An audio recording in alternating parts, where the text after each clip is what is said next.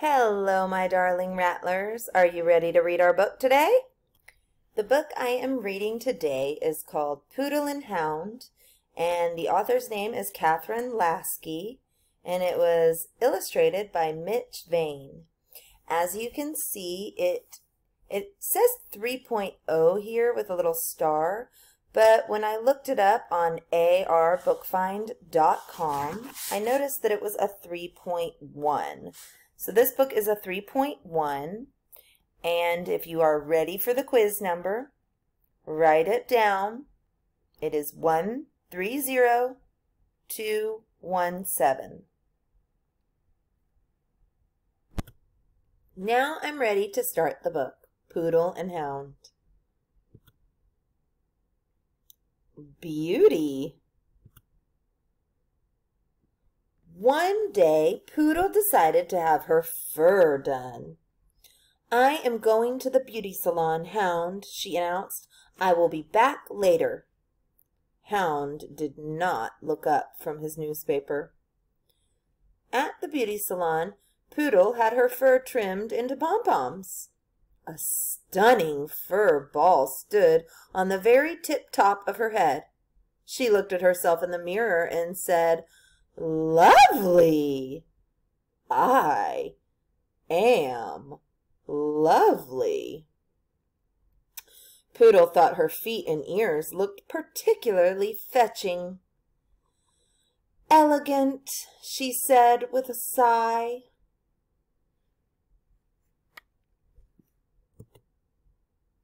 Then she thought all this beauty would be wasted on Hound. So Poodle trotted down to the Ritz for tea. Poodle insisted on having a table by the window. She wanted to be admired from both the outside and inside of the restaurant. Poodle ordered tea and a plate of cookies. "Oh, yummy!" she exclaimed after she bit into the first cookie. The two corgis at the next table looked at her in alarm. "Oh dear," Poodle thought, "they must think I'm crazy talking to myself." So she sat straight up proper and quietly ate her cookies and sipped her tea.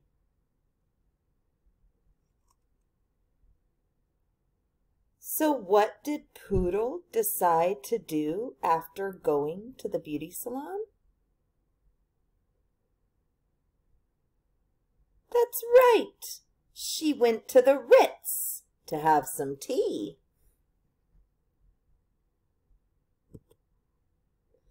"I wonder if anyone is looking at me," Poodle asked herself. "Are they admiring my pom-poms?" She looked around shyly. Everyone was busy talking. Poodle kept eating. She began to think about Hound. "Hound would love those chocolate cookies," she said aloud. The two corgis looked at her again. So those two corgis look at her every time she talks to herself, don't they?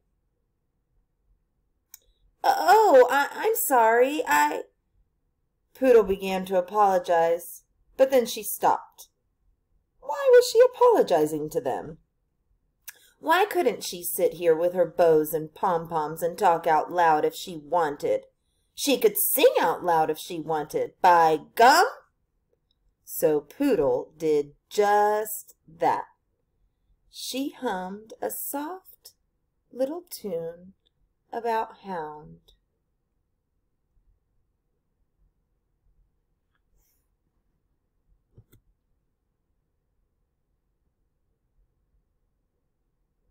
And this is the soft little tune that she sang.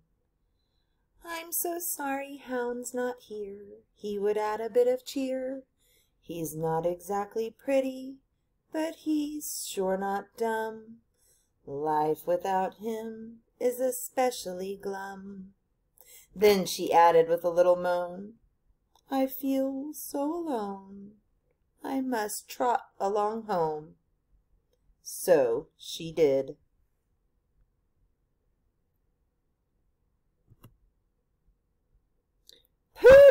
Hound exclaimed as she came through the door. "You look lovely." He put down his newspaper. "Really, Hound?"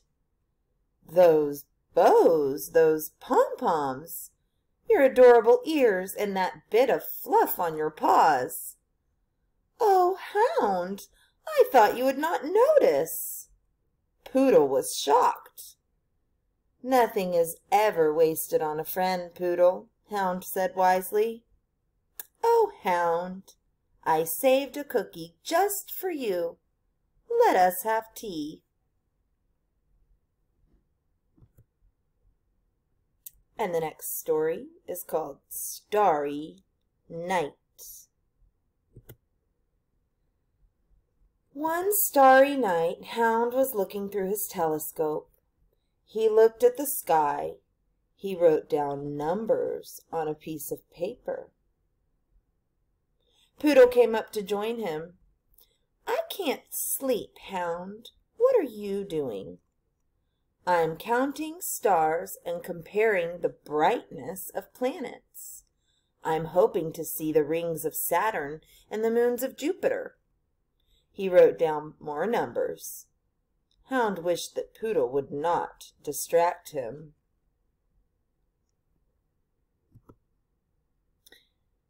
"That's not fair," Poodle whimpered. "What is not fair?" Hound asked. "You have something to do and I do not." "Well, you can look at the stars too," Hound said. The stars are far away." "There's only one telescope," Poodle replied. "We could share it," Hound said. He crossed out a number. It was hard to think. "Okay, my turn," Poodle said. "No, not yet. This is very important work," Hound replied. He had just caught sight of a new star. He looked at the chart. "Oh, that's a pretty star," Poodle exclaimed. "Shh, I need to concentrate," Hound mumbled. Hound mumbled some numbers to himself. Then he scribbled on a piece of paper and frowned. "Oh dear, Hound is having a very difficult time concentrating with Poodle, isn't he?" "Hound, I am bored. B-O-R-E-D. May I have a turn?" "Please be quiet." Poodle could be so annoying. "How do you expect me to calculate the brightness of this star properly?" Poodle sniffed. She reached for the telescope. "Hold on," Hound said. I think I can see the Sea of Tranquility on the moon." Oh, how he'd wished Poodle would go to bed. He heard her sigh loudly, and it was not a yawn.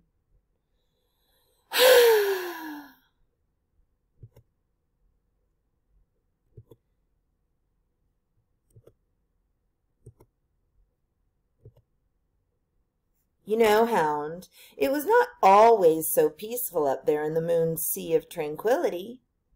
"Really?" Hound asked. "It is true," Poodle replied. "Put away that star chart thing and listen." "Once upon a time," she began, "there were monsters on the moon. They lived happily in the Sea of Tranquility. There was a mommy monster, a daddy monster, and twin baby monsters. They breathed moonlight and ate stardust. But one night, some snakes from another galaxy slithered through space and invaded the moon.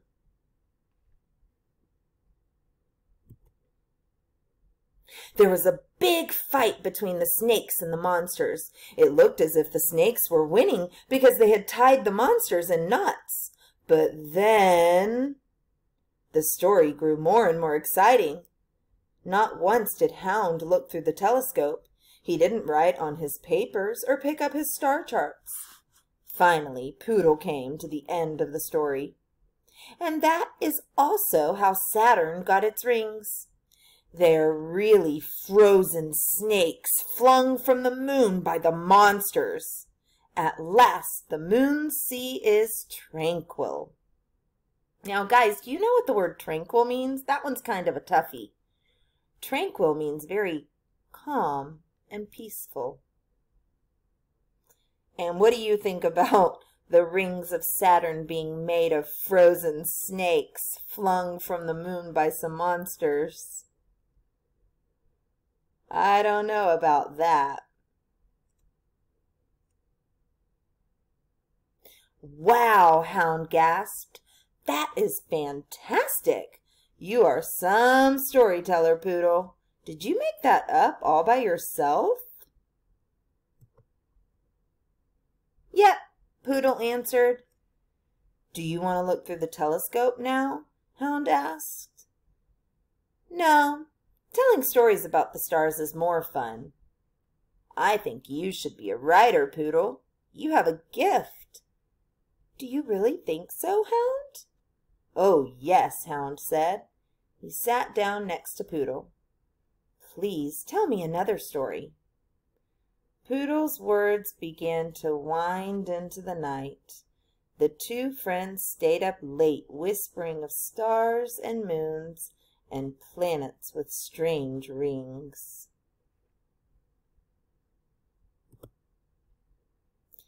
And the next story is called The Garden.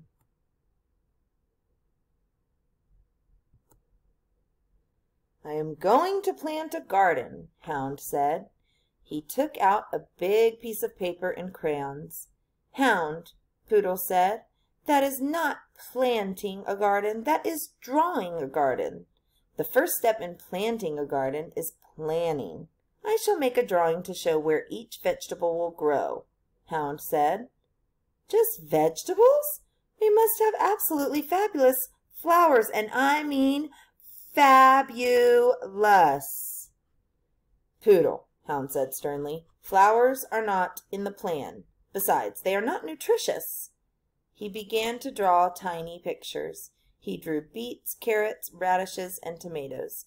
Then he drew cucumbers, beans, melons, and 5 kinds of lettuce.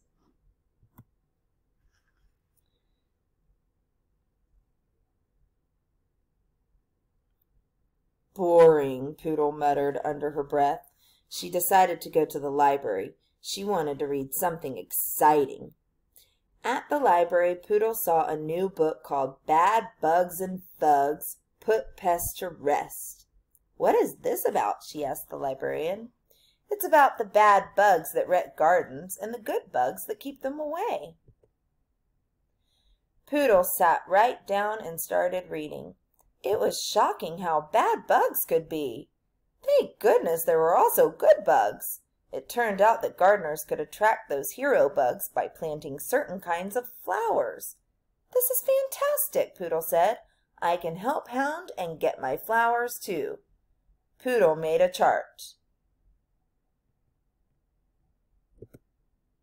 After making many lists and drawings, Hound was ready to plant the garden. What about garden security, Hound? Poodle asked. Security? Hound asked. There are bad critters out there, Hound, Poodle said in a serious voice. I read all about them.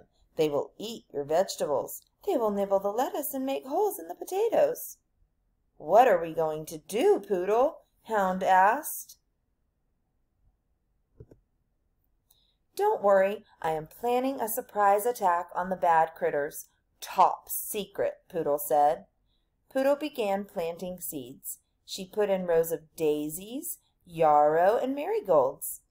These flowers would attract good bugs that would eat the bad bugs. Take that, you bug thugs, Poodle said as she watered the seeds. Weeks later, Hound noticed a small green sprout in the garden. Is that a weed? He asked. No! Don't touch it, Poodle shrieked. It's a part of the surprise attack. Have patience. Patience. It will grow bigger. I'm going to stop there, but see the next video for the rest of the story.